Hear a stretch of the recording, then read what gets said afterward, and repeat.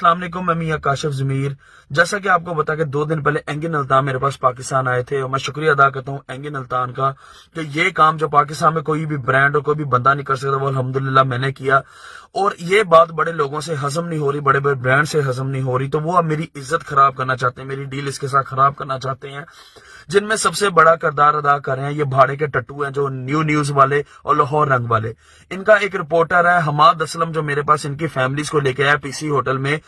مجھے اس کے بارے میں پتا چلا تھا کہ اس کا پہلے اس چیز کا بزنس رہا ہے، تو اس وجہ سے یہ جن فیملیز کو لے کے آیا، نیوز والی اور دوسری لاہور رنگ والے کو، کہ جی ہم اینگن الطان سے ملنا چاہتے ہیں، میں نے ان کو نہیں ملنے دیا۔ بعد میں جا کے انہوں نے اپنی وہ فرسٹریشن، وہ غصہ، وہ جیلسی میرا نام خراب کرنے کے لیے اب استعمال کرے۔ میں ان کو بار بتا دوں آپ کو کہ مجھے عزت اللہ کی ذات نے دی ہے، تم لوگوں کے ہاتھ میں نہیں۔ اگر میرا نام استعمال کر کے تم لوگوں کی ریٹنگ بڑھ رہی ہے تو بڑھا لو، لیکن اللہ کی ذات سب دیکھ رہی ہے۔ باہر تم مجھے کہیں ملو، انشاءاللہ میں تم لوگوں کی رپورٹ نکالوں گا۔ بسم اللہ الرحمن الرحیم۔ السلام علیکم ناظرین، آپ میرا یوٹیوب چینل دیکھ رہے ہیں حقیقت پلس۔ گزشتہ دنوں ترکی کے اداکار اینگن الطان المعروف ارطغرل غازی نے پاکستان کا دورہ کیا۔ اینگن الطان کاروباری شخصیت کاشف ضمیر کی دعوت پر پاکستان آئے۔ اس دوران معاملے نے اس وقت نیا موڑ اختیار کیا جب یہ خبر سامنے آئی کہ میاں کاشف نے اداکار اینگن الطان کو معاہدے کی پوری رقم ادا نہیں کی۔ اس حوالے سے کاشف ضمیر نے اینگن الطان کے ساتھ ہونے والے معاہدے کے سوال کا جواب دیتے ہوئے کہا کہ ہمارے معاہدے کا ایک حصہ میڈیا کے سامنے آیا ہے، پورا نہیں سامنے آیا۔ معاہدے کے مطابق اینگن الطان نے 2 دن کے لیے پاکستان آنا تھا اور 15 روز بعد شوٹنگ کے سلسلے میں دوبارہ پاکستان آنا تھا۔ اینگن الطان کو ادائیگی کا دوسرا حصہ ہم نے اس کے دوسرے دورے پر دینا تھا۔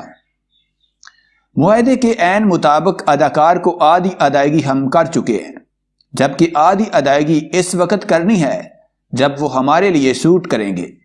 کاشف ضمیر سے سوال کیا گیا کہ کیا آپ سے اینگن الطان نے آدھی رقم کا تقاضا کیا یا حکومت پاکستان سے کوئی شکایت کی، جس کا جواب دیتے ہوئے انہوں نے کہا کہ ہم دونوں کے درمیان معاہدہ پہلے سے ہی واضح تھا، بلکہ اینگن الطان پاکستان میں چلنے والی نیوز پر حیران ہیں۔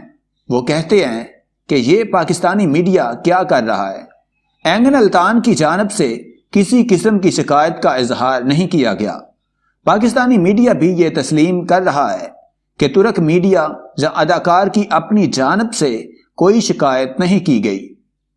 کاشف ضمیر نے مزید کہا کہ میں دنیا کو تو وہ معاہدہ نہیں دکھا سکتا، لیکن یہ معاہدہ میرے پاس بھی موجود ہے اور اینگن الطان کے پاس بھی موجود ہے۔ اپنے خلاف درج مقدمات پر بات کرتے ہوئے انہوں نے کہا کہ میں تمام الزامات کی تردید کرتا ہوں۔ ماضی میں چھوٹی موٹی لڑائیاں ہوئیں جس پر مقدمات بنے۔ میری لڑائی موٹر وے پولیس کے ساتھ ہوئی تھی، میرے والد کی وفات ہوئی تھی، میں واپس آ رہا تھا تو موٹر وے پولیس سے لڑائی ہوئی، ظاہر ہے اس وقت میں پریشان تھا۔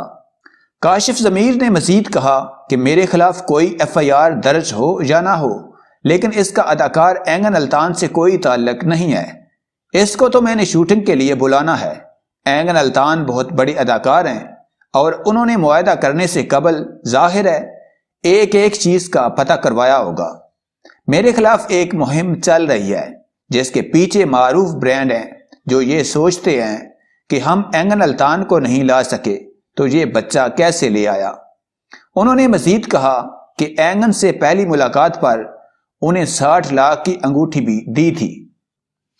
اینگن الطان المعروف ارطغرل غازی کے ساتھ دھوکہ اور فراڈ کرنے کے الزام میں کاشف ضمیر کو گرفتار کر لیا گیا۔ تفصیلات کے مطابق اینگن الطان کے ساتھ دھوکہ اور فراڈ کرنے کے الزامات اور دیگر مقدمات میں مطلوب کاشف ضمیر کو گرفتار کر لیا گیا ہے۔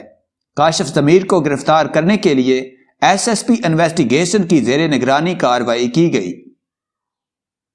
پولیس نے ارطغرل غازی کا کردار نبھانے والے ترک اداکار اینگن الطان کو بلانے والے کاشف ضمیر کی گرفتاری کے ساتھ اسلحہ بردار ساتھیوں کو بھی گرفتار کر لیا۔